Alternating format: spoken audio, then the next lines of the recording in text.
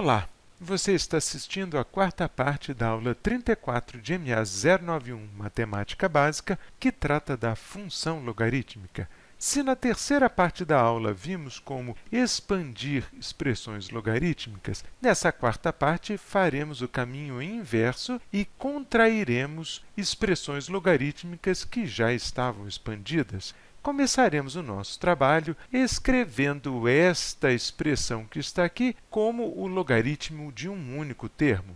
Observe que esta expressão envolve uma subtração, então parece tentador aplicarmos direto a propriedade 6. Entretanto, isso não é possível, porque temos aqui na frente do primeiro logaritmo o número 3 e na frente do segundo o número 2. Então, antes de aplicar a propriedade 6, teremos que eliminar essas duas constantes, e isso é feito com auxílio da propriedade 7. Note, então, que passamos este número 3, que multiplicava o primeiro logaritmo, para o expoente do termo x mais 5, que estava dentro do log. Da mesma forma, pegamos este número 2, que multiplicava o segundo logaritmo, e o convertemos no expoente de x, que aparece aqui.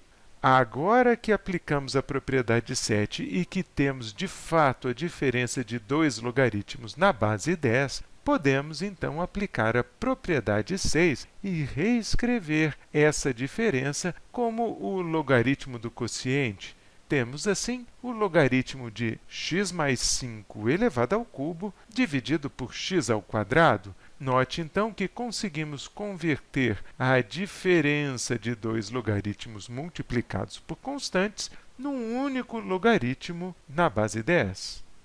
No nosso segundo exemplo, vamos contrair esta expressão que envolve 3 logaritmos na base 3. É necessário, nesse caso, que todos os logaritmos envolvam a mesma base. Vamos começar aplicando as propriedades 5 e 6 para contrair os três termos num único logaritmo. Observe aqui que temos log de x na base 3 menos log de 4x na base 3, e isso gera o log na base 3 de x sobre 4x. Além disso, como temos também mais log de 2 na base 3, vamos multiplicar esta fração que aparece dentro do log pelo número 2.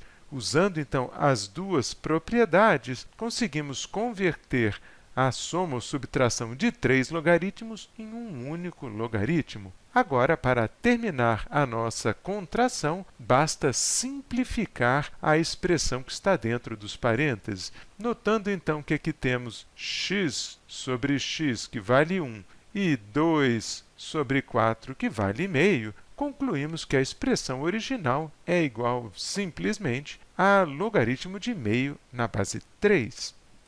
Nossa próxima contração envolve uma expressão que tem um termo meio aqui na frente e a soma de dois logaritmos naturais. Neste caso, vamos começar aplicando a propriedade 5, que nos permite reescrever a soma dos logaritmos como o logaritmo do produto de x menos 2 por x mais 2.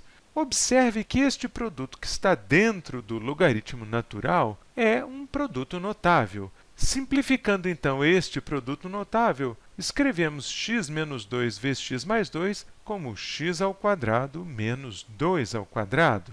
Agora que a expressão dentro do logaritmo natural é a mais simples possível, vamos tentar eliminar esse termo meio que está aqui à frente do log. E isso é feito como? Aplicando-se a propriedade 7. Então, este meio que está aqui na frente vira o expoente do termo dentro do logaritmo. Temos, assim, ln de x ao quadrado menos 4 elevado a meio. E como qualquer expressão elevada a meio, na verdade, é a raiz quadrada da expressão, concluímos o exercício escrevendo o logaritmo neperiano de raiz quadrada de x ao quadrado menos 4. Completando a nossa lista de exercícios de contração de expressões logarítmicas, veremos agora como contrair uma expressão que envolve logaritmos em bases diferentes. Note que em todos os exercícios anteriores, os logaritmos envolviam a mesma base. Nesse caso aqui, temos um logaritmo na base 2 e um logaritmo na base 8.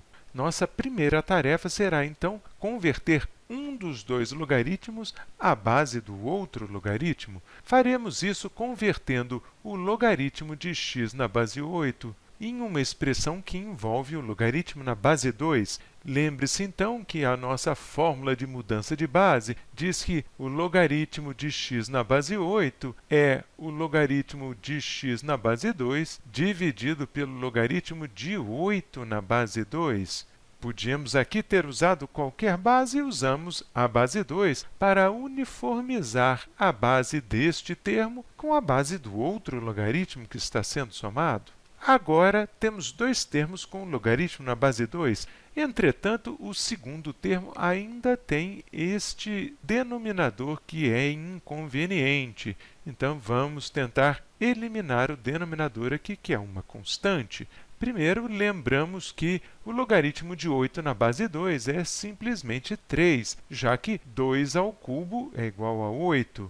Em seguida, notando então que há um termo 1/3 multiplicando o log de x na base 2 aqui no segundo termo da soma, vamos converter esse 1/3 como um expoente do x que aparece dentro do log. Então, 1/3 de log de x na base 2 virou log de x elevado a 1/3 na base 2. E isso foi feito, naturalmente, com o auxílio da propriedade 7. Com esta mudança, conseguimos obter a soma de dois logaritmos na base 2, sem nenhum termo multiplicando esses logaritmos. Desta forma, podemos finalmente aplicar a propriedade 5 e converter esta soma no logaritmo do produto. Lembrando então que x elevado a 1/3 é, na verdade, a raiz cúbica de x, escrevemos essa soma como o log do produto de 6 por x elevado a 1/3. A nossa expressão final é, então, log de 6 raiz cúbica de x na base 2.